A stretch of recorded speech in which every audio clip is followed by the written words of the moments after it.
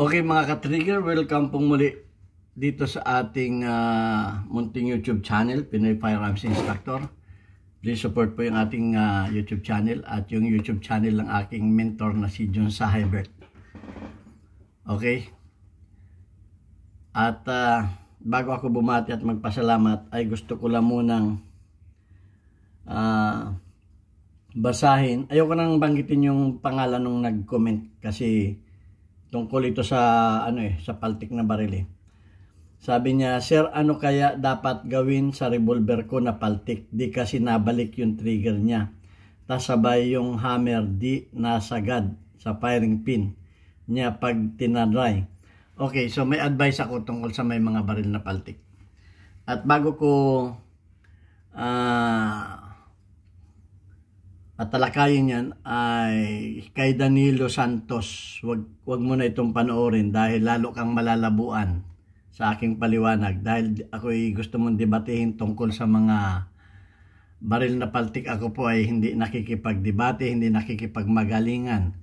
Kung may alam ka ay ituro mo rin sa YouTube. Pero yung makipagmagalingan ako sa iyo ay hindi ako nakikipagmagalingan kahit kanino pa man.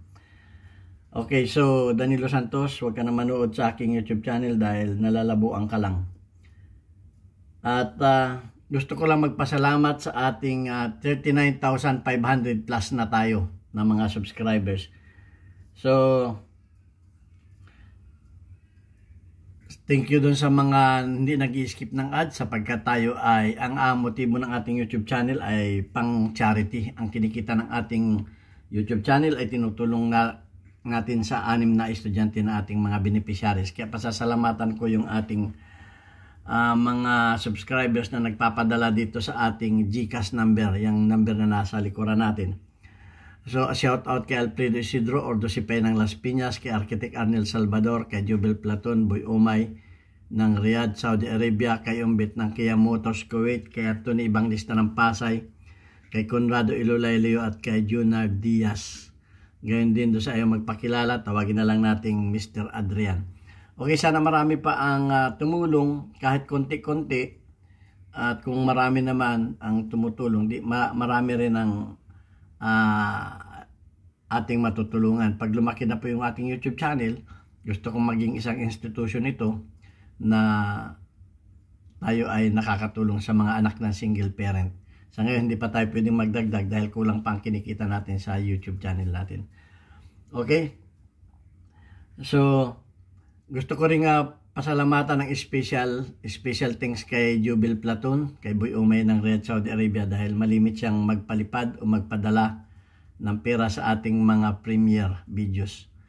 Okay?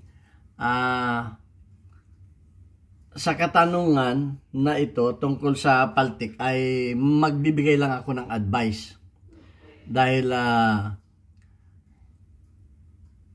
ang paltik ay hindi natin pwedeng pagkatiwalaan. So, kung yan ay gagamitin natin pang home defense at pang self-defense, hindi po natin yan pwedeng mapagkatiwalaan. Baka yan ay ikapahamak pa natin. Kaya sa paggagawa ng mga homemade na baril ay hindi ko po yan itinuturo hanggat maaari. Dahil nga, unang-una yan ay bawal. Pag kayo ay nahulihan yan, mas lalong malaki ang kaso niyan. Bakit kanyo? Wala naman silang papakinabangin sa sa baril na paltik Di kakasuhan na lamang kayo. Dahil naging karanasan ko yan. Gumawa din ako ng homemade. Pero yung gawa ko maganda dahil nga may machine diyan ako nag-umpisa may machine shop ako, so maganda talaga yung gawa ko. So ang ginawa nung nakahuli sa akin ay pinag-interesa na lang. Pag kayo nahulihan ng magandang baril original na walang license, malamang at malamang pag-iinteresa na lang yung ninyo, hindi na kayo kakasuhan. So ganun hindi ko naman nila lahat kung kayo ay kung hindi ko naman nila lahat. Ganun ang nangyari sa akin. Ito'y karanasan ko. So, pag kayo nahulihan ng baril na paltik, wala naman silang papakinabangin dyan. Kakasuhan na lang kayo. Mapagaya kayo kay Robin Padilla. Buti, kung mabigyan ng absolute pardon. 12 years din yata ang ano niyan. Kung hindi ako nagkakamali, ang pagkakulong. So, ang mapapayo ko ay iba yung ingat kayo. At hindi rin naman ninyo mapapakinabangan yan na hindi kayo nakakasigurado na makakasave ng buhay ninyo yan o makakaano. Dahil nga paltik yan unreliable yan So marami nga ang nangbaba sa akin yan pag tinalakay ko ang paltik. Dahil ang mga homemade, hindi naman iisa ang gumagawa niyan. Marami ang gumagawa niyan kanya-kanya sila ng gawa Kaya nga sinasabi ko yung gawa ni Pedro, hindi kasing ganda nung gawa ni Juan. At yung kasing gawa ni Kulas, hindi rin kasing ganda nung gawa ni ano. So marami yan. Meron talaga diyang ispalinghado. Kaya nga ang daming nagko-comment sa akin, Sir, bakit yung baril ko na revolver hindi lumalabas? Ang kalimitan, revolver, hindi lumalabas yung bala, yung tingga, nasa baril lang. Ang dami ko diyan ako nag-umpisa sa katatanggal ng mga ganyan. Dahil sa probinsya, ang dami, nagkalat yan Hindi lumalabas, so akala ninyo, pumutok yung baril ninyo. Hindi naman pala lumabas yung tingga. O di nadali kayo ng 2x2. So, hindi pa pwedeng, hindi pa pwedeng pang self-defense yan. Dahil nga, hindi mapagkakatiwalaan. So, hindi ko naman nila lahat. Meron din talagang magandang gumawa, lalo yung mga dumaan sa machine. At ito ang masasabi ko, meron talagang maganda rin. May tinatawag din na mga class A, may tinatawag din pero kung ang advice ko, kung magpa-firearms na rin lang kayo, ay kumuha na kayo ng legit. Dahil mahirap na kayo ay makasuhan, kung makadisgrasya rin yan, lalo't walang lisensya, ay kahit pa ginamit ninyo sa self-defense yan, wala rin kayong kalaban-laban dahil hindi rin papasa sa self-defense yan. Dahil nga illegal yung ginamit mong baril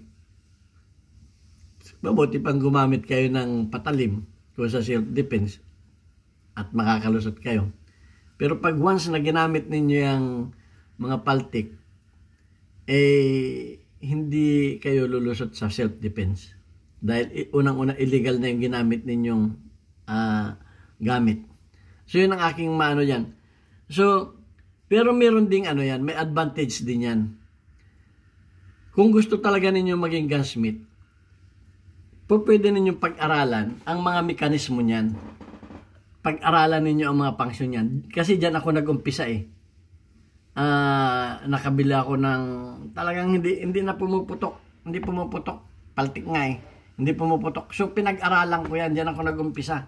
Wala nga ang school Wala nga ang school sa atin ng gunsmithing. Kung mahilig talaga akong gusto kong makagawa niyan at kami may machine shop. At dati nagagawa ko lang yung mga pin gun, ganyan. So, pinag-aralan ko ang function niyan. So, nakakuha ko ng idea tungkol dyan. Pero hindi ko ginamit yan para pang self-defense o pang home defense. Hindi ko ginamit. Ginamit ko yan as a reference para malaman ko bakit pumuputok ang baril. So, nung nalaman ko na yan, na ganyan, bumili na ako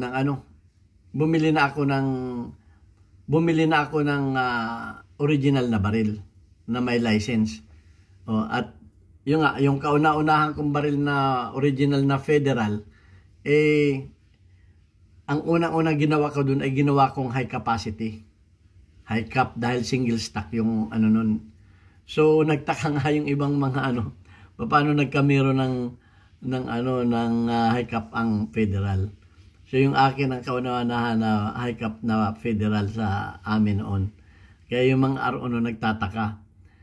Yun. Dahil nga napag-aralan ko ang function ng mga firearms,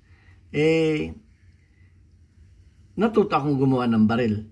So, ang mapapayo ko lang dun sa nagtanong sa akin, panoorin mo na lang yung lahat kong videos ng about revolver at malalaman mo dun kung paano magawa. Kasi kung iisa-isa, kasi kung ituturo ko sa paltik yan, hindi naman original yan iba kasi ang paggagawa ng paltik kaysa sa original.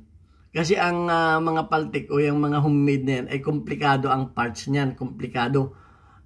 Hindi mo talaga magagawa yan ng perpekto. Hindi mo magagawa yan. Ituro ko man sa iyo yan, hindi rin yan titino. So ang maganda kung talagang gusto mong matutong paggawa, panoorin mo na lamang yung aking mga videos at subukan mong i-apply. Lahat naman ng sira ng mga revolver halos natalakay ko na yan. Nagawan ko na ng videos yan. So hindi ko po pwedeng ituro kung anong gawin niya kasi iba-iba ang mga mekanismo niyan eh. Hindi kamukha yan ng pag sinabi mong hindi bumabalik ang trigger nung iyong revolver na halimbawa na itong Smith & Wesson. Alam ko na yan. Meron yang rebound spring. May rebound spring yan. Pagkatungkol sa hammer, alam ko kung paano ko explain yan. Ay paltik yan. Paano ko ma-explain sa inyo yan. Hindi ko alam kung paano pinagana nung gumawa yan. Dahil iba-iba ang mekanismo ng paltik. Yung return spring yan, yung parang binaluktot lamang na spring na nakalagay dito. May mga videos na rin ako niyan. So, maghahaba lang tayo kung gagawin ko pa yan ng mga videos. Panoorin mo na lang yung mga videos ko, mga live ko tungkol sa revolver. Marami akong gawa at yan ay natalakay ko na. So yun, iba ang mekanismo niyan kaysa sa mga original. Kaya hindi ko masasagot ng direkta yan. Dahil nga, kumbaga wala yan sa manual.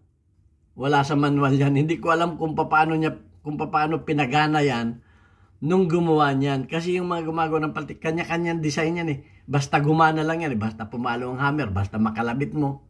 Maya-maya, hindi na gagana. Maya-maya, hindi na iikot ang bula. Maya-maya, hindi na sira na yung fairing pin. Hindi na tumatama. Hindi na tumatama yung fairing pin sa primer. Ganun yan. So, hindi ko masasagot yun ng direkta yung tanong mo kasi hindi naman original yan. At ang mapapayo ko dyan ay huwag na ninyong gamitin yan para sa pang self-defense, home defense dahil yan ay baka maging mitya ng buhay ninyo. Kung magamit man ninyo yan sa home defense o pag self-defense ninyo, hindi rin kayo, may kalalagyan din kayo. Kahit pa sabihin mong nag-self-defense ka lang, ang ginamit mo yung firearm, baka pumasa ka sa self-defense.